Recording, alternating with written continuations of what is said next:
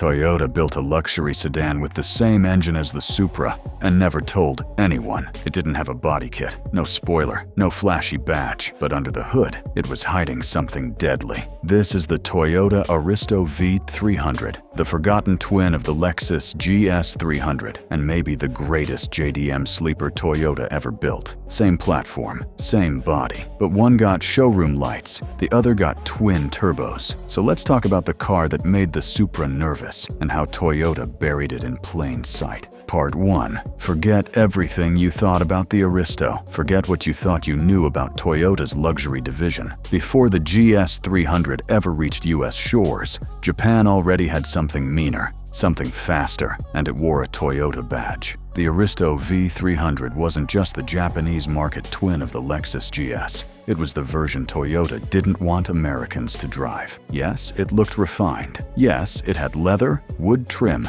and an executive ride. But under the hood, that's where things got loud. Because the Aristo V300 came factory-equipped with the 2JZ GTE, the twin-turbo beast straight from the Mk4 Supra. While the US GS300 got the naturally aspirated 2JZ GE, the Aristo V300 went full monster mode. 276 horsepower on paper, but everyone knew that was just a gentleman's agreement. Real-world numbers were way higher, and the torque delivery was violent, especially for a luxury sedan. The suspension? Independent double wishbone at all four corners. The handling? Shockingly sharp for a big-bodied cruiser. And the build quality?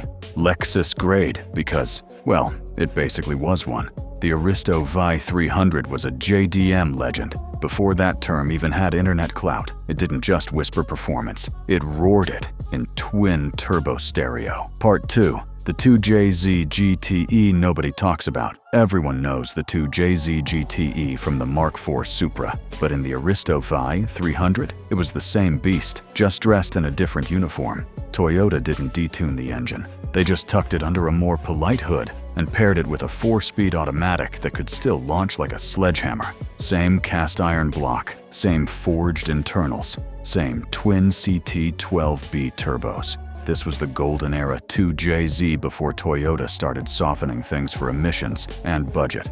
It was rated at 276 horsepower, but tuners knew better. This thing could handle 500 plus on stock internals all day long. The big difference? No manual transmission from the factory, but that didn't stop the real ones. These cars became prime swap candidates because everything from the Supra fit. And with that sleeper sedan shell, it became the ultimate gap you with grocery bags in the back weapon. You didn't buy an Aristo V300 because it looked fast. You bought it because it didn't. Here's what nobody told you. The Aristo wasn't just powerful, it was programmable. Tuners realized fast that this car could make Supra power with less money, less flash, and way more disrespect. And the best part? It still looked like something your boss would drive. Part 3. Built for war in a business suit. The Aristo V300 didn't just go fast in a straight line. It handled like something that had no business weighing over 3,500 pounds. Toyota gave it independent double wishbone suspension front and rear,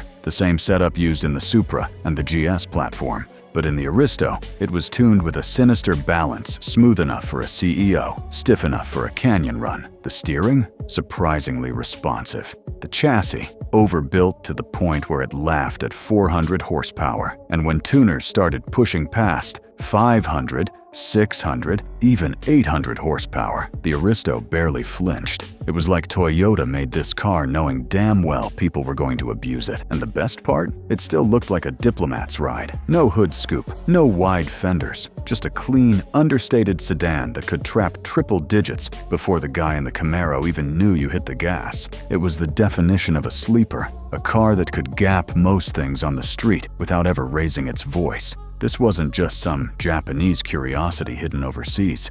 It had a twin, and that twin made its way to the US. But the one Americans got, it was missing something big. Let's talk about it. Part 4. The Aristo's Secret Legacy. So why didn't Toyota give the world this monster as is? Because back in the 90s, they were busy building Lexus into a global luxury brand. And in the US, they needed quiet confidence, not turbocharged sedans that could spook the German competition. So instead of the twin-turbo Aristo, Americans got the naturally aspirated GS300. Same bones, less bite. But in Japan, the Aristo V300 quietly built a cult following. It became the car of choice for street tuners, VIP builders, and drag racers who wanted something different. It had Supra power without the Supra tax. It had class without compromise, and it could blend in or stand out, depending on how far you were willing to take the build. Over the years, the Aristo became one of the most swapped, slammed, and boosted sedans in JDM history. And today, it's finally getting the respect it deserved all along. Because when you give it two JZGTE, the keys to a luxury body,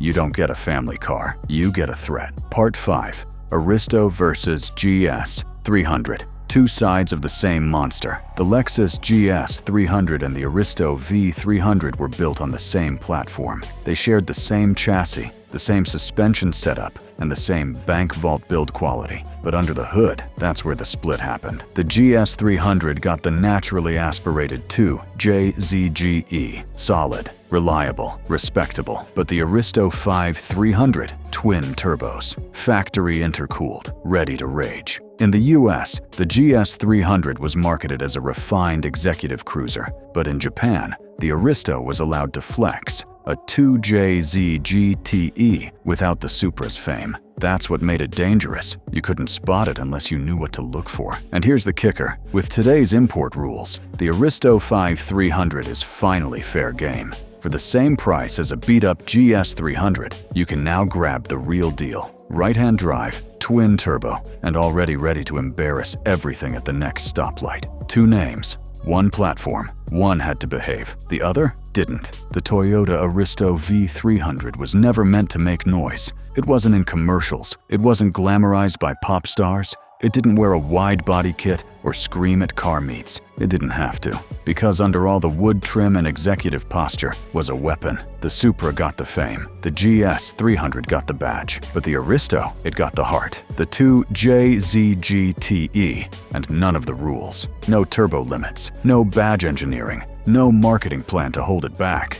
It lived in Japan's underground, where tuners, drifters, and straight-line killers knew exactly what it was, and they didn't brag. They built, because when you know what you've got, you don't need to shout, you just need the right stretch of road. The Aristo V300 is the definition of a JDM sleeper. It wasn't built to flex, it was built to finish you before the second gear shift. So the next time you're at a light, and something quiet, unbothered, and bone stock looking lines up next to you. No stickers, no blow-off valve hiss, just silence. You might want to think twice, because by the time you hear the turbos, it won't matter if it was a Lexus or a Toyota. You're already looking at its taillights.